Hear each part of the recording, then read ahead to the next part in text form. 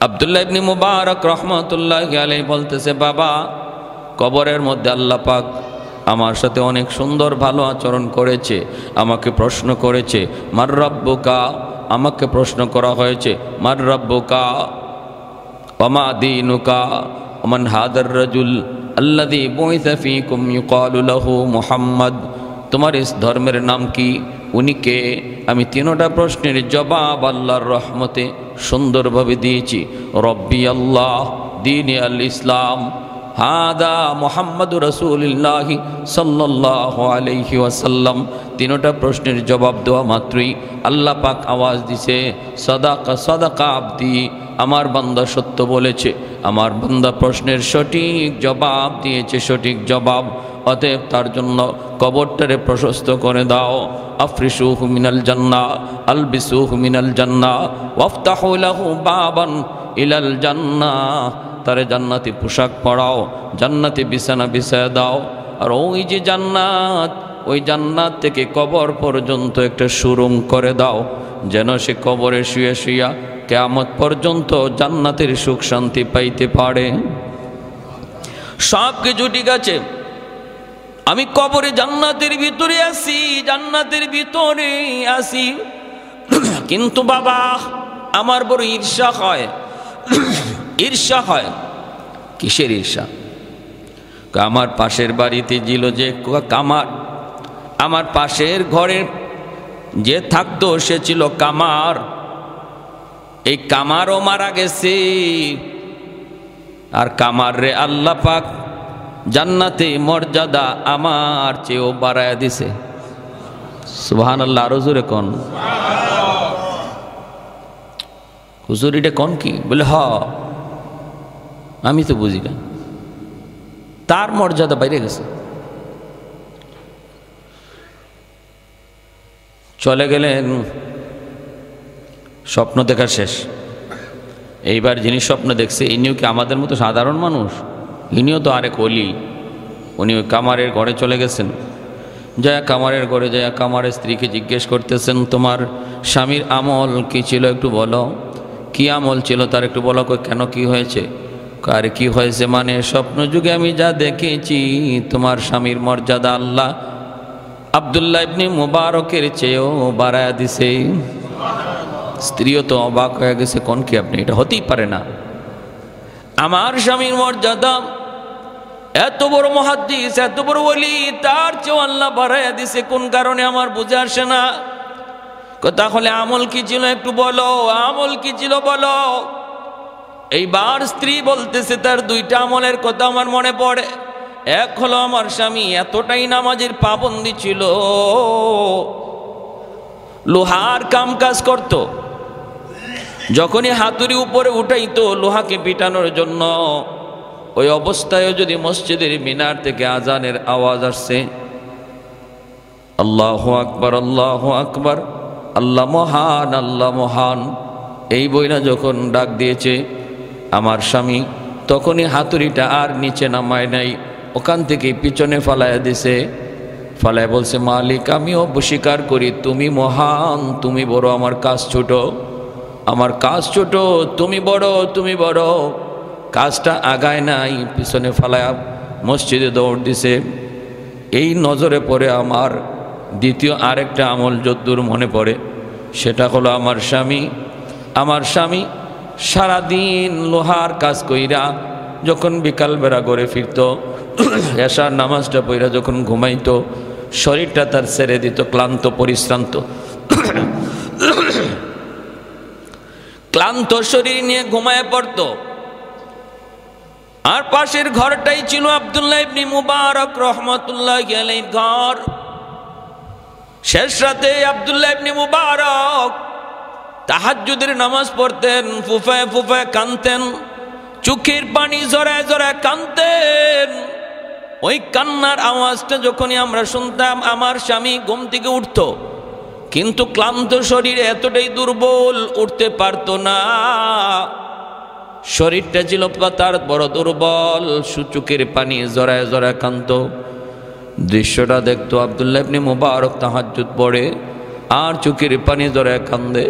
এই দৃশ্য দেখে আমার স্বামী নিজেও কান্ত আর কইতো, মালিক আমি তো দুর্বল, সারাদিন লোহার কাম করি, এজন্য আমার শরীরটা নিয়ে উঠতে পারি না, সারা শরীরে ব্যথা। আল্লাহ আমাকে যদি তুমি সুস্থতার নিয়ামত দিতাম, আমিও এই রকমভাবেই তোমার ওলির মতো তাহাজ্জুদ পড়তাম। শেষ সাথে নামাজ পড়ার কি মজা, শেষ সাথে তোমাকে ডাকার কি মজা। আল্লাহ আমিও একটু বোঝার চেষ্টা করতাম। এই বইলে চোখের পানি জরে জরে কান্ত, কিন্তু তাহাজ্জুদ পড়তে পারতো না, চোখের পানি জরে কান্ত। তখনই আল্লাহর ওলি কয়, ওই যে আগ্রহ অন্তরের ভিতরে জন্মাইছে, এজন্য আল্লাহ পাক রব্বুল আলামিন তার অন্তরের দিকে তাকাইয়া আব্দুল্লাহ ইবনে মুবারকের মতোই তাহাজ্জুদের সওয়াব দিয়া বরং তার দিলের চাহাতটারে আরো পছন্দ কইরা জান্নাতে মাকাম আল্লাহ বাড়ায় দিছে। জোরে কোন সুবহানাল্লাহ। এইবার এই লোকটাকে স্পেশাল বিমানে ফ্রান্সে পাঠানো হলো। মদিনার সরকার, সৌদির সরকার পর্যন্ত টনক নড়ে গেল ঘটনার রহস্য জানার জন্য। সে ওখানে গেল, যায় খবর নেই। আজ থেকে 1 সপ্তাহ আগে আল্লাহর বান্দী ইন্তেকাল করেছে। জিজ্ঞেস করা হয় পরিবারের সদস্যকে, ঘটনা কি একটু বলো না, কোথায় তার কবর? খুঁজছে, যায় খুঁজছে, খুঁজিয়া দেখে তার কবরের মধ্যেই মদিনার ওই মানুষের লাশ এখানে হাজির, মদিনার ওই পুরুষ লোকের লাশ এখানে হাজির, আর ফ্রান্সের ওই মুসলমান নারীর লাশ চলে গেছে মদিনায়। ঘটনা কি, কি কারণে, কি জন্য? দুজনের পরিবারকে জিজ্ঞেস করা হলো। দুজনের পরিবারকে জিজ্ঞেস করা হলো। মদিনার ওই পুরুষ লোকের পরিবারকে জিজ্ঞেস করা হয়। তার স্ত্রী বলতেছে, আমার স্বামী নামাজি ছিল, সব কিছু ভালো ছিল, কিন্তু একটা অভ্যাস তার বড় খারাপ ছিল, একটা কথা তার বড় খারাপ ছিল। খারাপ অভ্যাস না, কথাটা ছিল খারাপ। কয় কি কথা? কথাটা হলো সে মাঝে মাঝেই যখন আমরা স্বামী স্ত্রীতে বৈধ সম্পর্কে যেতাম, গোসল যখন ফরজ হতো, তখন সে বলতো, এই গোসল ফরজ হওয়াটা ইসলামের যে একটা বিধান, এই বিধানটা আমার কাছে ভালো লাগে না, এটা আমি মানি না। খ্রিস্টানরা এজন্য অনেক ভালো, গোসল টোসল লাগে না, সব কাজ করা যায়, কিন্তু ইসলাম ধর্মে এই গোসলটারে ফরজ করার বিধানটা আমার পছন্দ হয় না। এই কথাটা প্রায় সময় বলতো, প্রায় সময় এই কথাটা বলতো। অথচ নামাজি আল্লাহর বিধান, শরীয়তের বিধান, এই বিধানটারে সে নেগলেক্ট করত। এজন্য আল্লাহ পাক মৃত্যুর পর তার লাশটারে আল্লাহ মদিনায় রাখে নাই, মরণের সময় বেঈমান হইয়া মরছে বিদায় আল্লাহ বেঈমানের দেশে তারে লাশ পাঠায় দিছে। জোরে কোন সুবহানাল্লাহ। ওই মহিলাকে জিজ্ঞেস করা হলো, মহিলার পরিবার কি ছিল, তার নেক আমল। আল্লাহর বান্দি কোরআন পড়তো, নতুন মুসলমান হয়েছে, খ্রিস্টান থেকে নতুন মুসলমান হয়ে কোরআন পড়া শিখছে, আর কোরআন পড়তো, আর মনের মধ্যে তামান্না ছিল, এই আশা ছিল, সর্বদা সে চোখের পানি জড়ায় কাঁদতো আর বলতো, আল্লাহ ও মালিক, আমার মরণ যদি মদিনায় হতো, আমি যদি তোমার নবীর দেশে শুইতে পারতাম, যেই মদিনায় তুমি তোমার হাবিবরে ঘুম পাড়াইছো, আল্লাহ আমারে যদি ওই মদিনায় তুমি ঘুম পাড়াইতা। এরকম মনের ভিতরে আফসোস নিয়ে আল্লাহর কাছে কাঁদতো। আল্লাহ তার কান্নারে এত পছন্দ করছে, এত কবুল করা করছে, মরণ হয়েছে ফ্রান্সে, কিন্তু কুদরতিভাবে আল্লাহ চিরনিদ্রায় শোয়া রাখছে মদিনায় নবীর পাশে। যেরকম সুবহানাল্লাহ। এজন্যই বলতেছি, সাবধান, কোন মন্তব্য করার আগে একটু খেয়াল করবেন, শরীয়তের কোনো বিধান নিয়ে কোনো মন্তব্য চলবে না। আল্লাহ পাক যা হালাল করেছেন, যা হারাম করেছেন, এই হালাল হারামের ব্যাপারে চুপ। আমার কোনো সিদ্ধান্ত, আমার কোনো যুক্তি, আমার কোনো বিবেক কিছুই সেখানে চলবে না, কারণ আমার আপনার যুক্তি যেখানে শেষ হবে সেখানে আল্লাহর কুদরত শুরু হবে, ঠিক কি না? যেখানে যাই আমার আপনার বিবেক শেষ হবে, স্তব্ধ হয়ে যাবে, বিবেক আর কিছুই পাবে না, দেখবে সব শূন্য। আল্লাহ বলে, এখান থেকে আমার কুদরত শুরু। সুবহানাল্লাহ। তাহলে আমি আপনি কি করে এই সাগরের কিনারায় বসব? একজন মানুষ যদি মুমিন হতে হয়, ইসলামের যতগুলি অকাট্য বিধান আছে সবগুলি অকাট্য বিধানকে সে মানতে হবে। ভালো করে বুঝবেন ঈমান আর কুফর কাকে বলে। ঈমান কাকে বলে? ঈমান বলে আল্লাহ প্রদত্ত যত বিধান আছে হিসাব ছাড়া, কোরআন আর হাদিস থেকে অকাট্য যত বিধান, এই সমস্ত বিধান মানার নাম হলো ঈমান। সমস্ত বিধিবিধান মানার নাম কি? ঈমান।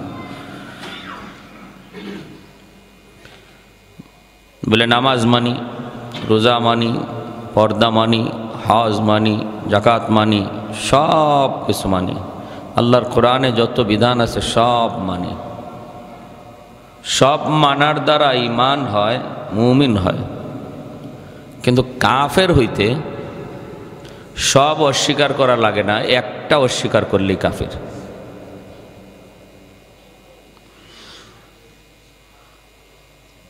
মুমিন ইমানদার হতে হলে সব মানতে হয়, আর কাফের হতে হলে সব অস্বীকার করা লাগে না। একটা শরীয়তের কোনো একটা বিধান কেউ যদি মানে না, বলে যে না আমি এটা মানি না, অথবা এই বিধানটারে নিয়ে মস্কারি করে, আল্লাহর বিধান জানছে কিন্তু সে এটাকে নিয়ে ঠাট্টা করে, ইসলামের কোনো শেয়ার যা দেখলে বোঝা যায় ইসলাম চিনা যায়, এগুলাকে ইসলামের শেয়ার বলে। যা দেখলে ইসলাম চিনা যায়, মানে মুসলমান বোঝা যায়। যেমন টুপি,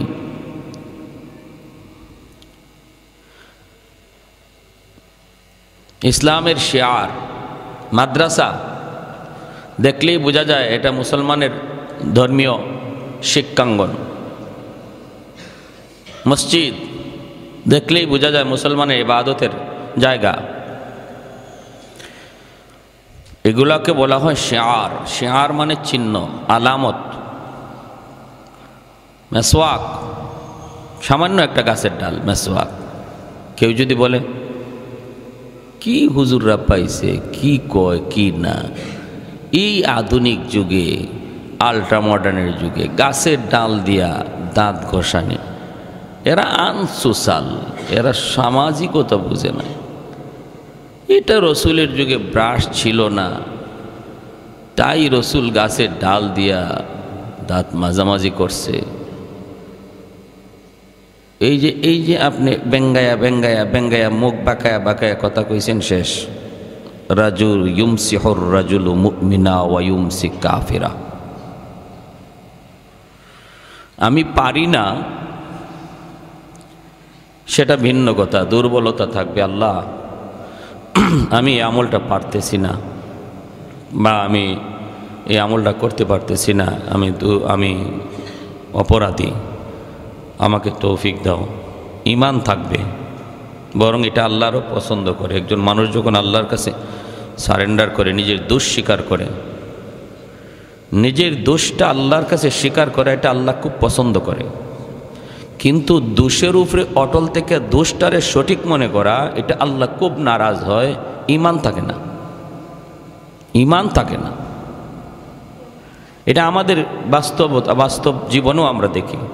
একজন মানুষ দোষ করে, দোষ স্বীকার করে ফেলছে, মানুষ কিন্তু নরম হয়ে যায় তার প্রতি, যে ভাই দোষ স্বীকার করে ফেলছে, বাদ দাও। দোষ স্বীকার করে আল্লাহও তার প্রতি নরম হয়ে যায়।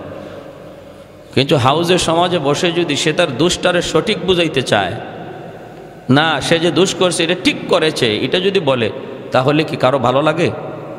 মন খারাপ হয় কি হয় না? খুব হয়।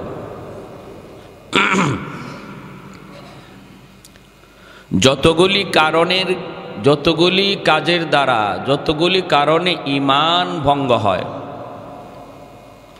এর মধ্যে উল্লেখযোগ্য একটা কারণ হলো আল্লাহর সমস্ত বিধিবিধানের ভিতর থেকে কোনো একটাকে যদি কেউ অস্বীকার করে অথবা এটা নিয়ে ব্যঙ্গ করে, মজাক করে, ঈমান চলে যাবে। ফুটবল খেলা চলতেছে, সবাই কম বেশি দেখতেছেন, বাধা দিয়েও আমরা পারবো না। আপনার রুচি, আপনার ইচ্ছা, আমরা আমাদের কথা বলতেছি হারাম হারাম হারাম। কিন্তু মনে রাখবেন, আমাদের হারাম বলার পরে যদি কেউ এটাকে নিয়ে মস্কারি করেন অথবা আপনার যুক্তি এখানে প্রাধান্য দেন যে এটা হারামের কি হইল, এটা একটা বিনোদন, আমরা দেখতেছি, কি হইল এটা, এটার দ্বারা আমার ক্ষতি কি হইতেছে ইসলামের, আমি তো কোনো নাফরমানি কাজ করতেছি না, আমি দেখতেছি। এই যে যুক্তি দেখাইতেছেন আপনি, কুল্লু লাবিন হারামুন, মায়ার নবীর হাদিস, আল্লাহ নবীর হাদিস, সমস্ত খেলা হারাম। এই কথা জানার পরেও আপনি যদি বলেন যে এতে হারামের কি হলো, তখন আপনি এই বিধানটারে অস্বীকার করতেছেন, আপনার যুক্তি দিয়ে এটাকে ঠিক ভাবতেছেন। নবীর ভবিষ্যৎবাণী আপনার জন্যই, আল্লাহ নবীর 1400 বছর আগের ভবিষ্যৎবাণী আপনার জন্য। ইউমসিহুর রাজুলু কাফিরা ওয়া ইউমসি কাফির, ইউসবিহুর রাজুলু কাফিরা ওয়া ইউমসি মুমিনা। এই কথাটা বলার আগেও সে মুমিন ছিল, আর এই কথাটা বলার কারণে সে কাফের হয়ে গেল। আর কাফের হওয়ার দ্বারা ক্ষতি কি হলো? প্রথম নম্বরই তার বউ তালাক হয়ে গেল। যখনই একজন মানুষ তার কোনো কথার দ্বারা, তার কোনো আচরণের দ্বারা ঈমান চলে যায়, কাফির হয়, সাথে সাথেই দুনিয়ার ক্ষতি হলো, তার বউ তালাক। কারণ সে কাফির আর তার বউ মুমিন হতেই পারে না, তালাক হয়ে যায়। এখন কি করবেন বলেন? এখন আপনি এটার পরে আপনি সংসার করতেছেন নিজের বৈধ স্ত্রী মনে করে, অথচ শরীয়তের তালিকায় আপনি জিনা হইতেছে। সন্তান আপনি হচ্ছে ভাবতেছেন বৈধ সন্তান, আসলে সে অবৈধ সন্তান।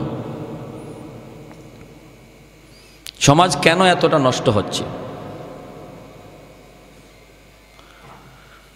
সমাজ, যুব সমাজের দ্বারা কেন এতটা ক্ষতির দিকে যাচ্ছে? কেন সন্তান আজকে বাপ মার কথা মানতেছে না? কেন মুরব্বীদের শ্রদ্ধা করতেছে না? কেন ইয়াবা, গাঞ্জা, মদ সব দিকে ঝুঁকতেছে? শুধু বাজে কাজের দিকে দৌড়াচ্ছে। কারণটা কি? মূলে তালাশ করলে দেখা যাবে সে বৈধ না অবৈধ, এটাই সন্দেহ আছে। কারণ বাপ মাও জানে না যে তাদের বিবাহ বাতিল হয়ে গেছে, সম্পর্কটা হচ্ছে অবৈধ। অবৈধ সন্তানের কাছ থেকে ভালো কিছু সমাজ আশা করতে পারে না, কশ্চিন কালেও না। সমাজের ভালো কিছু তার দ্বারা আশা করা যাবে না।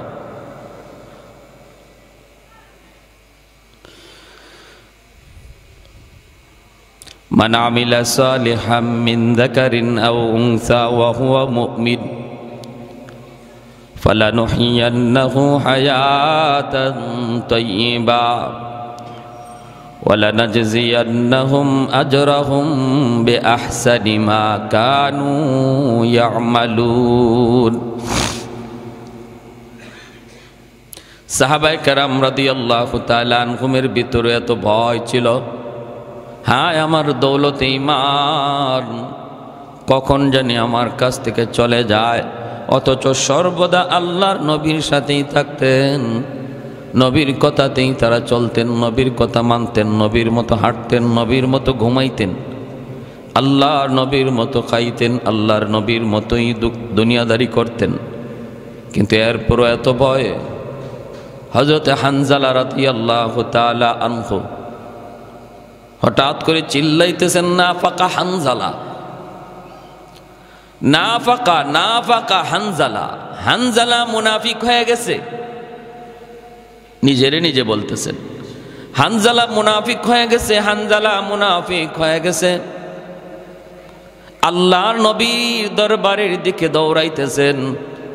আবু বকর সিদ্দিক রাদিয়াল্লাহু তাআলা আনহু থামায় বলেন, হানজালা কি হয়েছে? হানজালা বলেন না ফাঁকা হানজালা, হানজালা মুনাফিক হয়ে গেছে। আবু বকর সিদ্দিক বলতেছেন হানজালা তুমি কও কি, একটু মাথায় হুঁশ রেখে কথা বলো, কি বলতেছো তুমি, কি বলতেছো তুমি একটু ভালো করে বুঝায় বলো, কি কও তুমি মুনাফিক হয়ে গেছো, কে বলছে তোমারে মুনাফিক হয়ে গেছো? হানজালা বলতেছে আবু বকর ভাইরে আমি কিন্তু মুনাফিক হয়ে গেছি। বলে কেমনে, কিভাবে একটু বুঝায় কও। আবু বকর ভয়ে কাঁপতেছেন, কি ব্যাপার একটু বুঝায় বলো। হানজালা বলেন নবীর দরবারে যতক্ষণ আমি থাকি ততক্ষণ আমার অবস্থা থাকে একরকম, আর যখনই বিবি বাচ্চা ঘরে চলে আসি তখনই অবস্থা হয়ে যায় ভিন্ন রকম। নবীর কাছে থাকলে আমি বুঝাই আমি একরকম, ঘরে আসলে আমি হয়ে যাই অন্য রকম। মসজিদে থাকলে আমার দিল থাকে একরকম, ঘরে গেলে দিল হয়ে যায় ভিন্ন রকম। দোকানে বসলে পরে হয়ে যায় আমি অন্য রকম। আমার আচরণ, আমার কথা, আমার আখলাক, আমার ব্যবহার মসজিদের ব্যবহারের মতো হয় না। এটাই তো মুনাফিকের আলামত, এটাই তো মুনাফিকের লক্ষণ।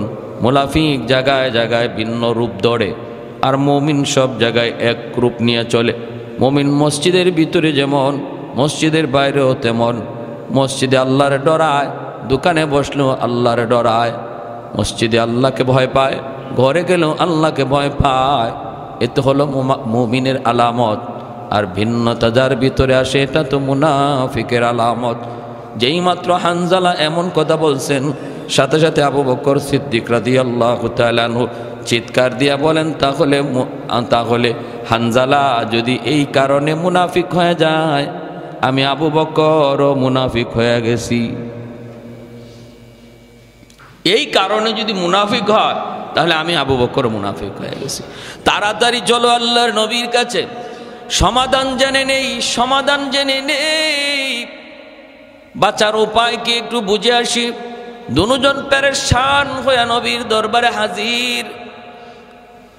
আল্লাহর নবীর কাছে দুজন পেরেশান হয়ে নবীকে ডাক দিয়ে বলতেছেন ইয়া রাসূলুল্লাহ, আমরা বড় পেরেশান হয়ে আপনার কাছে এসেছি গো নবী। ওগো নবীজি আমরা বড় ভয়ে আছি, আতঙ্কে আছি। বলে কি নিয়ে? বলে আমাদের ঈমান লইয়া আমরা বড় আতঙ্কে আছি, ভয়ে আছি। নবী বলেন কি হয়েছে? বলে ইয়া রাসূলুল্লাহ মনে হচ্ছে আমাদের ঈমান চলে যায়, আবার ঈমান মাঝে মাঝে আসে, আমরা মনে হয় মুনাফিক হয়ে গেছি, মুনাফিক। নবী বলতেছেন কোন কারণে? আবু বকর সিদ্দিক কান্দেন, হানজালা কান্দেন। নবী বলেন বলো না কি হয়েছে, একটু খুলে বলো। হানজালা কয় নবী গো, যতক্ষণ আপনার কাছে থাকি ততক্ষণ আমাদের দিল শান্ত থাকে, আমরা আমাদের দিলের হালত আমরা একরকম বুঝি।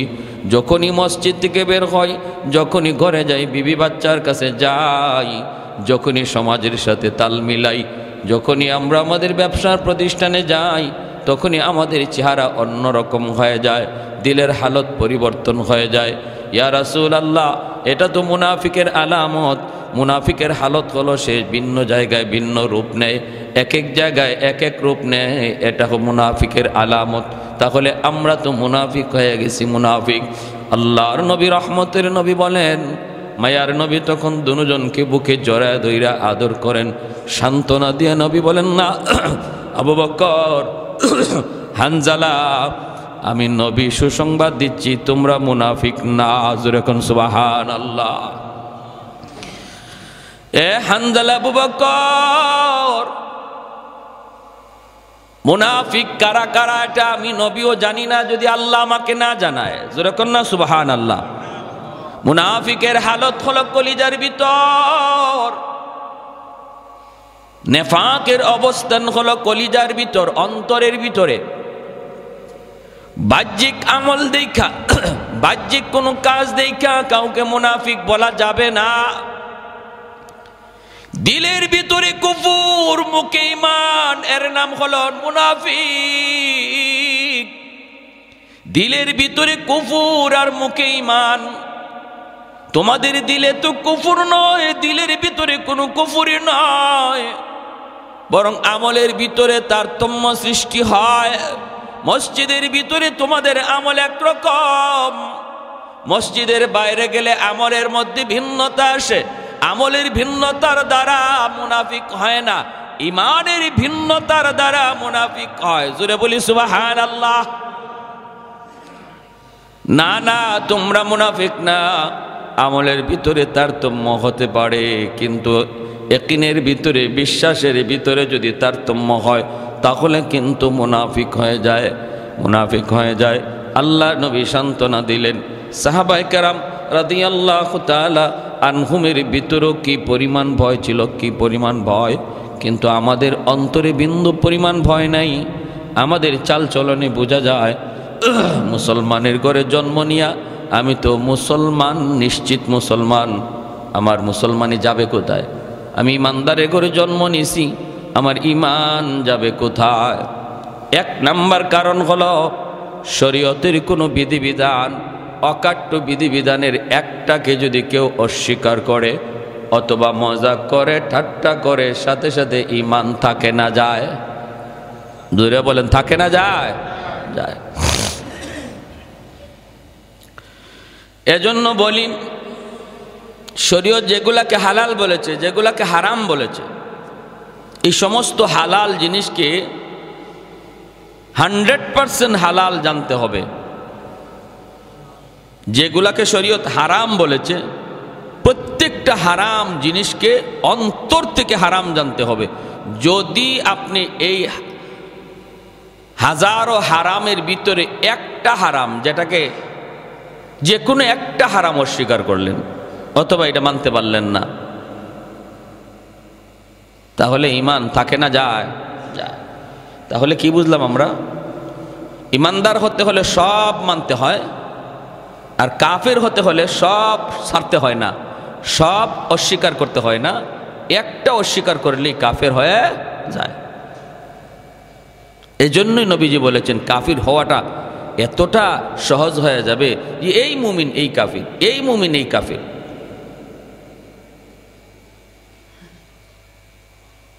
এজন্য আমরা আমাদের কথা বলবো, খেলাধুলা হারাম। হ্যাঁ, আপনি দেখতেছেন হারাম কাজ করতেছেন, অন্তত হৃদয়ের ভিতরে, মনের ভিতরে নিজের অপরাধী ভাবেন, অপরাধী, তো ঈমান থাকবে। আর যদি এখানে অহংকারী দেখান, আমি কি কম বুঝি, আর এটা হারামের কি হইল, এখানে ক্ষতির কি হচ্ছে? কাতার একটা মুসলিম দেশ বিশ্বকাপের আয়োজন করছে, ইসলামের দাওয়াত দিতেছে, কোরআনে আয়াত হাদিস লিখে ইসলামের দাওয়াত দিচ্ছে, এতে ক্ষতির কি হলো? হারাম কাজের আয়োজন কইরা ইসলামের দাওয়াত দেওয়াও হারাম। হারামের মাধ্যমে ইসলামের পথে কাউকে ডাকা, এটাও কি? জোরে কন, জোরে কন, হারাম। কোনো ওয়াজ মাহফিলে কর্তৃপক্ষ যদি মনে করে যে মানুষ যখন আয় না দিনের কথা শুনতে, হুজুরের কথা শুনতে, মমতাজরে লই আইমো আজকে, আর হুজুর উঠবার আগে মমতাজ গান গাইব, মানুষ আসে না কেমনে দেখব? ভালো করে বুঝছেন, তার উদ্দেশ্য গান শোনানো নয়, উদ্দেশ্য ভালো, উদ্দেশ্য হলো মানুষ জমানো, ওয়াজ শোনানো, কিন্তু যে পদ্ধতিটা নিছে এটা হালাল না হারাম? কোন গায়িকা, কোন নায়িকা আইনা মানুষ জমাইয়া তারপরে ওয়াজ শোনাবে, এমন চিন্তা যদি কেউ করে, এটা যেমন হারাম, বিশ্বকাপের আয়োজন কইরা কোরআনের আয়াত আর হাদিস লিখে দাওয়াত দেওয়া এটাও হারাম। আপনারা কে বলছে মুসলমান বানাইতে? এইভাবে কে আপনার এই দায়িত্ব, এই ঠিকাদারিটা দিছে কে আপনারে? এইভাবে কাউরে মুসলমান বানানোর ঠিকাদারি আপনারে কে দিল? আপনার আল্লাহ জিজ্ঞেস করব যে ওই কি আর্জেন্টিনার প্লেয়ারগুলো মুসলমান হইল না কেন, তুই জব দিয়ে যা, জিগাই পাল্লা? মোটেও জিগাইতো না আল্লাহ। মুসলমান হইলি কি না হইলি কি আল্লাহর কি আসে যায়? তাম দুনিয়ার সব মুসলমান, সব অমুসলিম হয়ে যাক, আল্লাহর কি আসে যায়? আল্লাহর খুদাই চলে যাবে, জবাব তারটা তা দিবে। কিন্তু আপনাকে এই পদ্ধতিতে আগাইতে গেছে কে? যদি এমনই হইতো তাহলে আল্লাহর নবী বলতেন, এরা তো এই প্রস্তাব দিছিল, মুহাম্মদ ঠিক আছে আমরা তোমার খোদার ইবাদত করব, তবে আমাদেরকে শুধু তুমি আমাদের যে হুবুল আছে, আমাদের যে মূর্তি আছে, এই মূর্তিটারও আমাদের বগলের নিচে রাখার সুযোগ দাও, আমাদের পকেটে রাখার সুযোগ দাও। তারপরে আমরা মাঝে মাঝে আমাদের ভগবানরাও ডাকবো, আর একবার নাও ডাকবো ভগবান রে, 10 বার ডাকবো তোমার খুদারে। আল্লাহ নবীকে রাখো। নবী যদি এই প্রস্তাবটা খালি মানতেন, এরম বহু সুযোগ ছিল যে ওরা নবীর কাছে আসার। আল্লাহ নবী নিজে যদি খালি পাশে একটা মূর্তি সাজায় রাখতেন আর বলতেন আসো আসো এক আল্লাহর দাওয়াত দেই, ওরা খালি মূর্তিটা দেখলেই হাজারো মক্কার মানুষ জমা হয়ে যেত। নবী এই সুযোগে এক আল্লাহর দাওয়াত দিয়া দিতে পারতেন, বুঝাইতে পারতেন। কৌশল নিছেন জমা করার, আর দাওয়াত দিছেন এক আল্লাহর, হতে পারত। কিন্তু একটা নজির দেখান, একটা নজির, একটা দৃষ্টান্ত দেখান, এমন কোনো দৃষ্টান্ত নাই। মদিনা শরীফে এক লোক মারা গেল, বহু আগের ঘটনা, থানবী আলাইহির রহমা কিতাবে লিখছেন।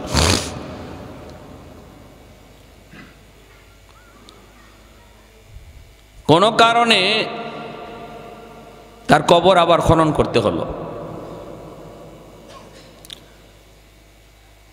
কার কি জানি পড়ল, খনন করে দেখে যে লোকটারে তারা মাত্র কবরে রাখলো, এই লোকের লাশ কবরে নাই। এখানে একটা মহিলার লাশ।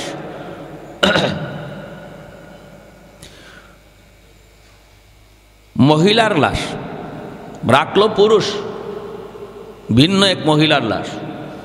অবাক হয়ে গেল, হইচই পড়ে গেল। হজের মৌসুম ছিল তখন, হজের মৌসুম ছিল। অনেক মানুষ এই খবর পাইয়া দেখতেও গেল। তখন মদিনায় এক লোক ছিল ফ্রান্সের, ওখান থেকে মুসলমান হয়ে সে আসছে, সেও গেছে দেখতে।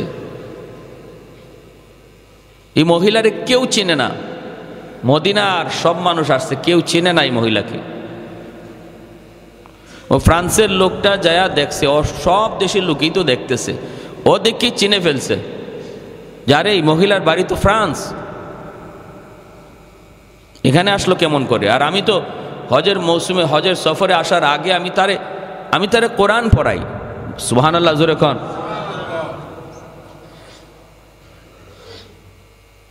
আমি তারে কোরআন পড়াই, কোরআন শিখাইছি, আমি তারে জীবিত তো আসছি। তা আল্লাহ সেখানে আসলো কেমন করে? সে আমার ছাত্রী। হইচই পড়ে গেল মদিনায়। এইবার এই লোকটাকে স্পেশাল বিমানে ফ্রান্সে পাঠানো হলো। মদিনার সরকার, সৌদির সরকার পর্যন্ত টনক নড়ে গেল ঘটনার রহস্য জানার জন্য। সে ওখানে গেল, যায় খবর নেই। আজ থেকে 1 সপ্তাহ আগে আল্লাহর বান্দী ইন্তেকাল করেছে। জিজ্ঞেস করা হয় পরিবারের সদস্যকে, ঘটনা কি একটু বলো না, কোথায় তার কবর? খুঁজছে, যায় খুঁজছে, খুঁজিয়া দেখে তার কবরের মধ্যেই মদিনার ওই মানুষের লাশ এখানে হাজির, মদিনার ওই পুরুষ লোকের লাশ এখানে হাজির, আর ফ্রান্সের ওই মুসলমান নারীর লাশ চলে গেছে মদিনায়। ঘটনা কি, কি কারণে, কি জন্য? দুজনের পরিবারকে জিজ্ঞেস করা হলো। দুজনের পরিবারকে জিজ্ঞেস করা হলো। মদিনার ওই পুরুষ লোকের পরিবারকে জিজ্ঞেস করা হয়। তার স্ত্রী বলতেছে, আমার স্বামী নামাজি ছিল, সব কিছু ভালো ছিল, কিন্তু একটা অভ্যাস তার বড় খারাপ ছিল, একটা কথা তার বড় খারাপ ছিল। খারাপ অভ্যাস না, কথাটা ছিল খারাপ। কয় কি কথা? কথাটা হলো সে মাঝে মাঝেই যখন আমরা স্বামী স্ত্রীতে বৈধ সম্পর্কে যেতাম, গোসল যখন ফরজ হতো, তখন সে বলতো এই গোসল ফরজ হওয়াটা ইসলামের যে একটা বিধান, এই বিধানটা আমার কাছে ভালো লাগে না, এটা আমি মানি না। খ্রিস্টানরা এজন্য অনেক ভালো, এই গোসল টোসল লাগে না, সব কাজ করা যায়, কিন্তু ইসলাম ধর্মে এই গোসলটারে ফরজ করার বিধানটা আমার পছন্দ হয় না। এই কথাটা প্রায় সময় বলতো, প্রায় সময় এই কথাটা বলতো। অথচ নামাজি আল্লাহর বিধান, শরীয়তের বিধান, এই বিধানটারে সে নেগলেক্ট করত। এজন্য আল্লাহ পাক মৃত্যুর পর তার লাশটারে আল্লাহ মদিনায় রাখে নাই, মরণের সময় বেঈমান হইয়া মরছে বিদায় আল্লাহ বেঈমানের দেশে তারে লাশ পাঠায় দিছে। যখন সুবহানাল্লাহ। ওই মহিলাকে জিজ্ঞেস করা হলো মহিলার পরিবার কি ছিল, তার নেক আমল। আল্লাহর বান্দি কোরআন পড়তো, নতুন মুসলমান হয়েছে, খ্রিস্টান থেকে নতুন মুসলমান হয়ে কোরআন পড়া শিখছে, আর কোরআন পড়তো, আর মনের মধ্যে তামান্না ছিল, এই আশা ছিল, সর্বদা সে চোখের পানি জড়ায় কাঁদতো আর বলতো, আল্লাহ ও মালিক, আমার মরণ যদি মদিনায় হতো, আমি যদি তোমার নবীর দেশে শুইতে পারতাম, যেই মদিনায় তুমি তোমার হাবিবরে ঘুম পাড়াইছো, আল্লাহ আমারে যদি ওই মদিনায় তুমি ঘুম পাড়াইতা। এরকম মনের ভিতরে আফসোস নিয়ে আল্লাহর কাছে কাঁদতো। আল্লাহ তার কান্নারে এত পছন্দ করছে, এত কবুল করা করছে, মরণ হয়েছে ফ্রান্সে, কিন্তু কুদরতিভাবে আল্লাহ চিরনিদ্রায় শোয়া রাখছে মদিনায় নবীর পাশে। যখন সুবহানাল্লাহ। এজন্যই বলতেছি, সাবধান। কোন মন্তব্য করার আগে একটু খেয়াল করবেন, শরীয়তের কোনো বিধান নিয়ে কোনো মন্তব্য চলবে না। আল্লাহ পাক যা হালাল করেছেন, যা হারাম করেছেন, এই হালাল হারামের ব্যাপারে চুপ। আমার কোনো সিদ্ধান্ত, আমার কোনো যুক্তি, আমার কোনো বিবেক কিছুই সেখানে চলবে না। কারণ আমার আপনার যুক্তি যেখানে শেষ হবে, সেখানে আল্লাহর কুদরত শুরু হবে, ঠিক কি না? যেখানে যাই আমার আপনার বিবেক শেষ হবে, স্তব্ধ হয়ে যাবে, বিবেক আর কিছুই পাবে না, দেখবে সব শূন্য। আল্লাহ বলে, এখান থেকে আমার কুদরত শুরু। সুবহানাল্লাহ। তাহলে আমি আপনি কি করে এই সাগরের কিনারায় বসবো? শরীয়তের সাগরের কিনারায় বসবো কি করে? কিসের বাহাদুরি? আহা, আল্লাহ তুমি সহি বুঝদান করো, সবাই বলি আমিন।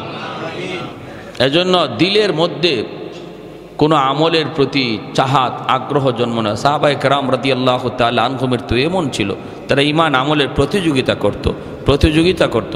আমার ঈমান আরও কেমনে বাড়ানো যায়, ঈমানকে আরও মজবুত কেমনে করা যায়, আমল আরও কেমনে বাড়ানো যায়, এই ছিল তাদের প্রতিযোগিতা। দিলের ভিতরে ছিল এই চাহাত, সর্বদা দিলটা ভয়ে কাতর থাকতো আল্লাহ পাকের বিধানের সামনে, আল্লাহর কুদরতের সামনে, আল্লাহ পাকের জালালিয়তের সামনে। হযরত আব্দুল্লাহ ইবনে মুবারক রহমতুল্লাহি আলাইহি বহুত বড় একজন বুজুর্গ, বহুত বড় মুহাদ্দিস, বহুত বড় ফকি, যার জামানায় তামাম পৃথিবীতে ওনার মতো আলেম, ওনার মতো মুহাদ্দিস তামাম দুনিয়ায় ছিল না। সুবহানাল্লাহ। জোরে কোন আব্দুল্লাহ ইবনে মুবারক রহমতুল্লাহি আলাইহি এত বড় মুহাদ্দিস ইন্তেকাল হলো। মুরিদ স্বপ্নে দিকে জিজ্ঞেস করতেছে, হুজুর কবরে আপনার সাথে কেমন আচরণ হয়েছে একটু বলেন। আব্দুল্লাহ ইবনে মুবারক রহমতুল্লাহি আলাইহি বলতেছে, বাবা কবরের মধ্যে আল্লাহ পাক আমার সাথে অনেক সুন্দর ভালো আচরণ করেছে। আমাকে প্রশ্ন করেছে, মার রাব্বুকা, আমাকে প্রশ্ন করা হয়েছে, মার রাব্বুকা ওমা দীনুকা ওমান হাদার রাজুল আল্লাযী বুইসা ফীকুম ইউকালু লাহু মুহাম্মদ, তোমার ইস ধর্মের নাম কি, উনি কে? আমি তিনটা প্রশ্নের জবাব আল্লাহর রহমতে সুন্দরভাবে দিয়েছি। রব্বি আল্লাহ, দীনি আল ইসলাম, হাদা মুহাম্মাদুর রাসূলুল্লাহ সাল্লাল্লাহু আলাইহি ওয়াসাল্লাম। তিনটা প্রশ্নের জবাব দেওয়া মাত্রই আল্লাহ পাক আওয়াজ দিছে, সাদাকা সাদাকা আবদি, আমার বান্দা সত্য বলেছে, আমার বান্দা প্রশ্নের সঠিক জবাব দিয়েছে, সঠিক জবাব। অতএব তার জন্য কবরটারে প্রশস্ত করে দাও। আফরিশুহু মিনাল জান্নাহ, আলবিসুহু মিনাল জান্নাহ, ওয়াফতাহু লাহু বাবান ইলাল জান্নাহ, তারে জান্নাতি পোশাক পরাও, জান্নাতি বিছানা বিছায় দাও।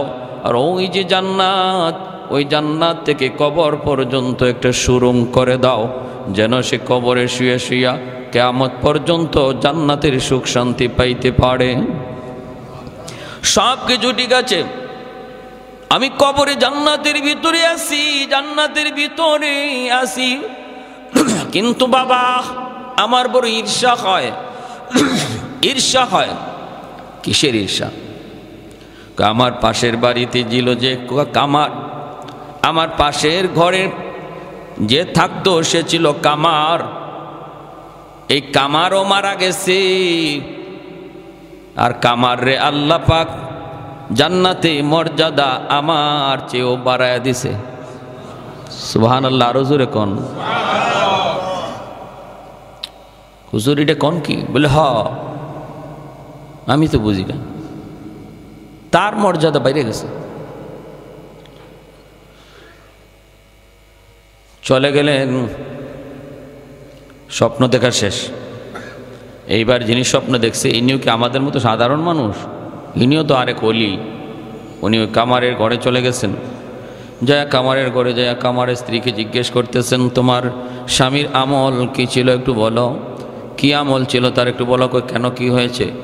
আর কি হয়েছে মানে স্বপ্ন যুগে আমি যা দেখেছি তোমার স্বামীর মর্যাদা আল্লাহ আব্দুল্লাহ ইবনে মুবারকের চেয়েও বাড়ায়া দিছে।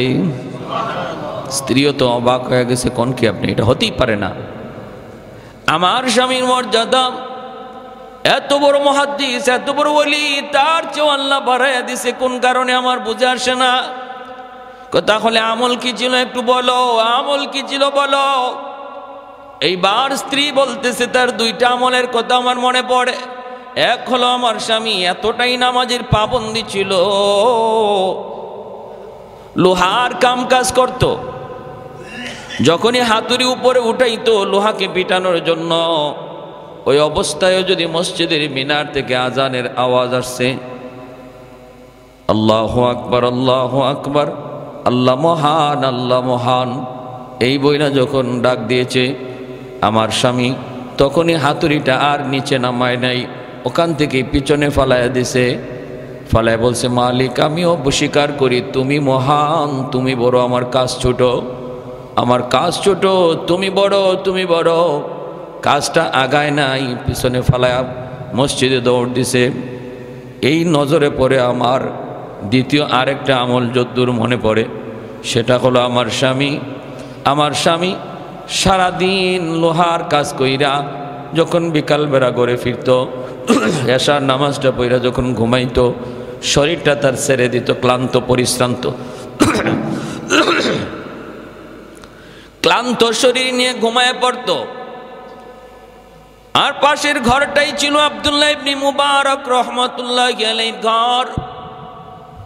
শেষ রাতে আব্দুল্লাহ ইবনে মুবারক তাহাজ্জুদের নামাজ পড়তেন, ফুফায় ফুফায় কাঁদতেন, চোখের পানি জড়ায় জড়ায় কাঁদতেন।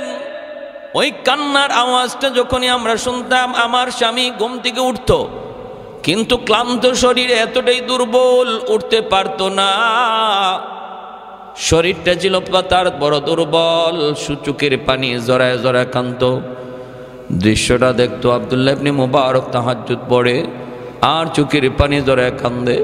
এই দৃশ্য দেখে আমার স্বামী নিজেও কাঁদতো আর কইতো, মালিক আমি তো দুর্বল, সারাদিন লোহার কাম করি, এজন্য আমার শরীরটা নিয়ে উঠতে পারি না, সারা শরীরে ব্যথা। আল্লাহ আমাকে যদি তুমি সুস্থতার নিয়ামত দিতাম, আমিও এই রকমভাবেই তোমার ওলির মতো তাহাজ্জুদ পড়তাম। শেষ রাতে নামাজ পড়ার কি মজা, শেষ রাতে তোমাকে ডাকার কি মজা। আল্লাহ আমিও একটু বোঝার চেষ্টা করতাম। এই বইলে চোখের পানি জড়ায় জড়ায় কাঁদত, কিন্তু তাহাজ্জুদ পড়তে পারতো না, চোখের পানি জড়ায় কাঁদত। তখনই আল্লাহর ওলি কয়, ওই যে আগ্রহ অন্তরের ভিতরে জন্মাইছে, এজন্য আল্লাহ পাক রব্বুল আলামিন তার অন্তরের দিকে তাকাইয়া আব্দুল্লাহ ইবনে মুবারকের মতোই তাহাজ্জুদের সওয়াব দিয়া বরং তার দিলের চাহাতটারে আরো পছন্দ কইরা জান্নাতে মাকাম আল্লাহ বাড়ায় দিছে। জোরে কোন সুবহানাল্লাহ। এজন্য সাবধান, আমলের দিকে আমাদের প্রতিযোগিতা থাকবে, আমলের মধ্যে আগ্রহ থাকবে, খেলাধুলার প্রতি আগ্রহ নয়, খেলাধুলার প্রতি এত আসক্তি নয়। আসক্তি থাকবে আমার আমলের দিকে, আসক্তি থাকবে আরেক ভাইয়ের দিকে। আরেক ভাই মসজিদে 5 ওয়াক্ত যায়, আমি কেন যেতে পারতেছি না, আমি কেন পারতেছি না। আরেক ভাই ফজরের জামাতে যায়, আমি এখনো কেন ফজরের জামাতে যেতে পারলাম না। দিলের ভিতরে এই চাহাতটা থাকবে, দিলের ভিতরে এই তলবটা থাকবে, দিলের ভিতরে এই আকাঙ্ক্ষাটা থাকবে। আল্লাহ পাক দিলের ওই আকাঙ্ক্ষার দিকে তাকাইলে আল্লাহ তার বান্দারে তার ওলির খাতায় নাম লেখায় আর ওলি হওয়ার জন্য যা আমল দরকার তার দ্বারা আল্লাহ করায় আনে। আল্লাহ তখন তার জন্য আমলের দরজা আসান করে দেয়। দিলের দিকে তাকায়, দিলের দিকে তাকায়। এজন্য দিলটারে নরম রাখবো সর্বদা, আল্লাহর বিধিবিধানের উপরে মজবুত থাকবো। আর কখনো কোনো সন্দেহ আল্লাহর কোনো বিধানের উপরে, শরীয়তের কোনো বিধানের উপরে বিন্দু পরিমাণ সন্দেহের জায়গা দিব না। যদি নিজের বুক যুক্তি আর বিবেককে এখানে খাটাই, তাহলে নবীর ওই ভবিষ্যৎবাণী সকালে মুমিন বিকালে কাফের হয়ে যাবে। আল্লাহ আমাদেরকে সহিভাবে বুঝার তৌফিক দান করুন।